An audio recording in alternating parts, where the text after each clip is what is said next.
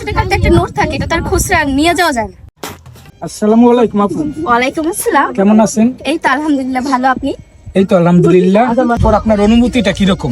হ্যাঁ, খুবই ভালো লাগছে, অনেক সুন্দর। এই নদীর পাশে আমি প্রথম কোন প্রোগ্রামে আসছি, আমার কাছে খুবই ভালো লাগছে পরিবেশটা নিয়ে। তো আমি একটা ধাঁধা জিজ্ঞেস করতাম, আপনি কি প্রস্তুত? হ্যাঁ, 100 টাকা থেকে 99 টাকা নিয়ে গেলে কয় টাকা থাকবে?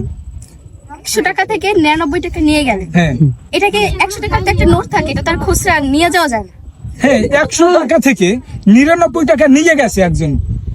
একজনে নিয়ে হ্যাঁ, 99 টাকা নিয়ে গেছে। কয় টাকা থাকে?